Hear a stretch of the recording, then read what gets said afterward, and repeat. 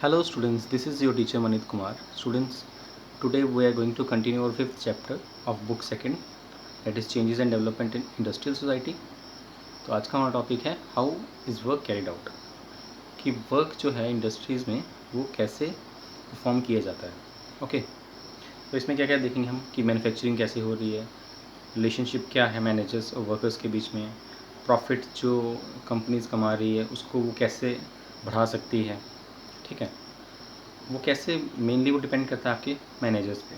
तो the basic task of manager is to control workers and get more work. तो basic task managers का क्या होता है, इज़ टू कंट्रोल वर्कर्स को कंट्रोल करना और उनसे ज़्यादा से ज़्यादा काम निकलवाना. तो ये कैसे कर सकते हैं, दो तरीके से कर सकते हैं. पहला, एक्सटेंडेड वर्किंग आवर्स, कि उनके वर्किंग आवर्स बढ़ा दिए जाएँ जिससे वो ज़्यादा से ज़्यादा काम करें और ज़्यादा प्रोडक्शन हो सके और ज़्यादा प्रॉफिट आ सके.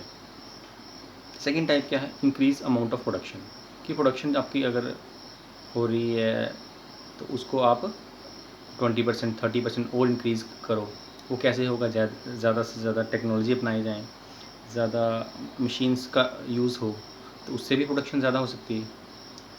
अब जो एक्सटेंडेड वर्किंग आवर्स है, मतलब वर्किंग आवर्स को बढ़ाना, इसमें क्या होता है, ये जो सिस्टम था ये पहले ओल्ड फैशन माना जाता था. पहले होता था, पहले मैनेजर से जो लेबर्स थे वो डरती थी बहुत ज़्यादा. ठीक है, तो वो जब कहते थे कि 2 घंटे और काम कर लो, 3 घंटे और कर लो, तो उन्हें करना पड़ता था. बट आजकल क्या हो गया, लेबर लॉज काफ़ी स्ट्रिक्ट हो गए हैं. आपके अगर 9 आवर्स या 8 आवर्स हैं तो उन्हीं के टाइम में ही आपको काम करवाना पड़ेगा. अगर एक्स्ट्रा आप करते हो तो वो उनके एक्स्ट्रा ओवर टाइम में आपको देना पड़ेगा, पेमेंट करनी पड़ेगी. ठीक है, तो कहने का मतलब है अभी स्ट्रिक्ट लॉज हो गए हैं तो आपको विद इन अ टाइम ही आपको ज़्यादा से ज़्यादा प्रोडक्शन निकलवानी पड़ेगी. तो कैसे होगा, increase in the technology.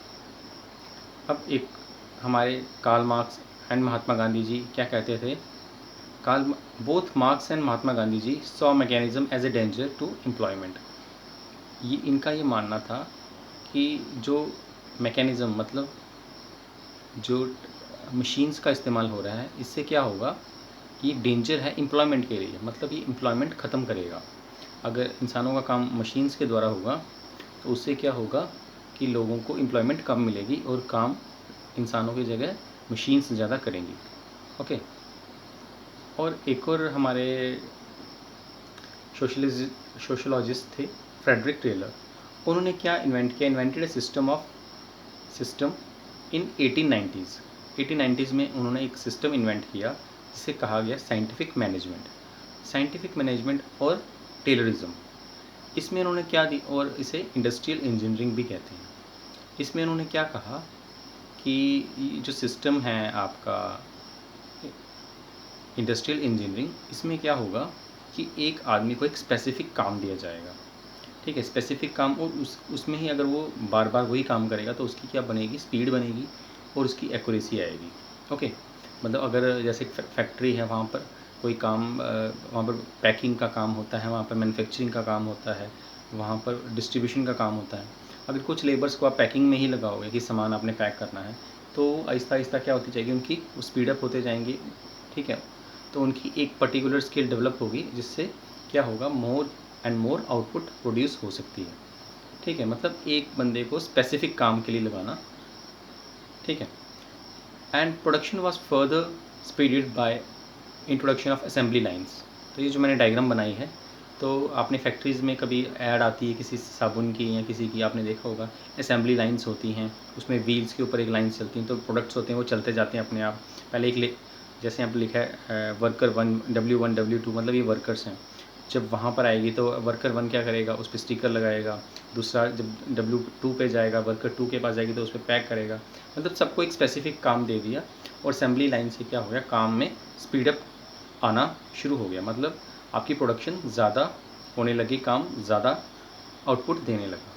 Okay, while production was gone up, the number of permanent jobs in factory has gone down.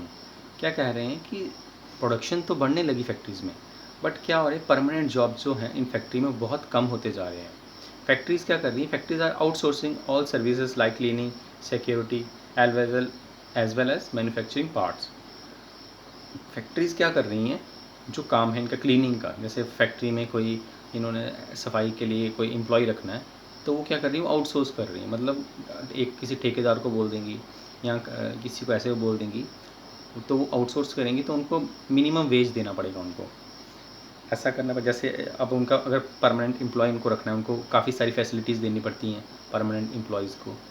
तो अगर आउटसोर्स करेंगे कहीं से ठेकेदार से या कोई और जॉबर्स जो होंगे जो जॉब प्रोवाइड करेंगे, तो वो 50% सैलरी पे ही वो काम कर लेंगे। ठीक है, तो मतलब फैक्ट्रीज़ या इंडस्ट्रीज़ क्या कर रही हैं, परमानेंट एम्प्लॉयज़ बहुत कम रख रही हैं और कॉन्ट्रैक्चुअल कह लो या आप डेली वेजेस कह लो, या वो स्टाफ ज़्यादा रख रहे हैं ताकि उनको कम वेजेस देनी पड़े और उनका प्रॉफिट ज़्यादा से ज़्यादा हो सके। और कुछ कंपनीज़ ऐसी हैं, जैसे कार कंपनीज़ हैं, वो क्या कर रही हैं, काफ़ी सामान जो है वो दूसरी कंपनी से मंगा रही हैं। जैसे टायर वो खुद नहीं बना रही हैं, शीशे वो खुद नहीं बना रही हैं, तो वो क्या नट बोल्ट जैसे हैं, वो क्या कर रही हैं, दूसरी कंपनी से वो क्या कर रही हैं, आउटसोर्स कर रही हैं। ठीक है, अगर उनको सब कुछ बनाना पड़ेगा तो उन्हें ज़्यादा प्लांट्स लगाने पड़ेंगे, ज़्यादा एम्प्लॉयज़ रखने पड़ेंगे, तो उसकी वजह से भी आउटसोर्सिंग भी एक प्रॉब्लम है कि एम्प्लॉयमेंट कम जनरेट हो रही है। और अगर हो भी रही है तो वो कौन सी हो रही है, कॉन्ट्रैक्चुअल, ना कि परमानेंट। तो मतलब क्या कह रहे हैं, ये अनऑर्गेनाइज सेक्टर में जॉब्स ज़्यादा क्रिएट हो रही हैं। ठीक है, मतलब काम उतना लिया जा रहा है और पे कम किया जा रहा है।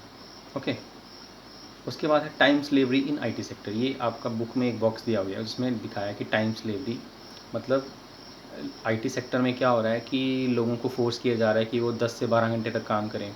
जैसे कोई प्रोजेक्ट आता है तो उसमें डेडलाइन दी जाती है कि आपको 1 वीक में कंप्लीट करना है या 1 मंथ में कंप्लीट करना है। तो वर्कर्स से क्या किया जाता है, उनको फोर्स किया जाता है कि आप 10 से 12 घंटे काम करिए। ओके, क्योंकि उसमें आप एस्टिमेट नहीं लगा सकते कि कितना टाइम लगेगा।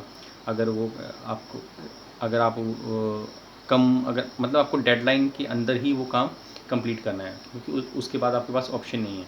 फिर आपको क्या करना पड़ेगा, एक एक्सटेंडेड तक आपको अपने वर्किंग आवर्स बढ़ाने पड़ेंगे। तो ये आईटी सेक्टर में काफ़ी ज़्यादा हो रहा है। लोग क्या करते हैं, पूरी पूरी रात ऑफिस में बैठे रहते हैं। अगर ऐसी कोई डेडलाइन भी आई हो तो उसे क्या कहते हैं, नाइट आउट्स भी कहा जाता है यहाँ पर। मतलब ये आईटी इंडस्ट्री में काफ़ी चल रहा है। तो इससे क्या हो रहा है, वर्कर्स की भी एक्सप्लॉयटेशंस हो रही है। और एक और चीज़ है, the joint family which was suppose to have disappeared with industrialisation seems to have re emerge. क्या हो रहा है कि जॉइंट फैमिलीज़ क्या, ऐसा समझा जाता था कि इंडस्ट्रियलाइजेशन हो रहा है तो उससे जॉइंट फैमिलीज़ ख़त्म हो जाएंगी। बट अभी क्या हो रहा है, वो फिर से री इमर्ज हो रही हैं।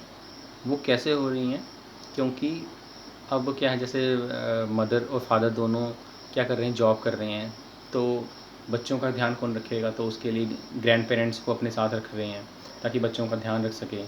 तो इससे क्या हो रहा है इंडस्ट्रियलाइजेशन से, कि जो जॉइंट फैमिली सिस्टम था वो अब रीइमर्ज हो रहा है। उसके बाद एक और हमारे सोशोलॉजिस्ट हैं, हैरी ब्रेवरमैन।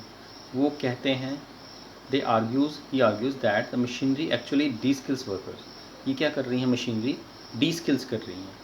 अब पहले क्या होता था कि जो आर्किटेक्ट्स और इंजीनियर्स होते थे, वो जिस भी चीज़ का, वो ड्राफ्ट्समैन का भी काम करते थे। अब ड्राफ्ट्समैन क्या होता है, जो किसी भी चीज़ का नक्शा बनाता है। जैसे इंजीनियर ने कोई बिल्डिंग बनानी है या ब्रिज बनाना है, उसका वो मैप वो खुद हैंड से ड्रॉ करते थे। बट आजकल क्या हो रहा है, सब कुछ कंप्यूटर में हो रहा है।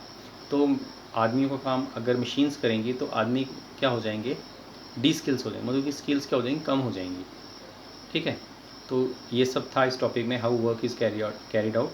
आई होप आपको मैंने पॉइंट वाइज पॉइंट समझाया है, तो इसलिए ताकि आपका कोई पॉइंट मिस ना हो जाए। Okay, thanks and have a nice day.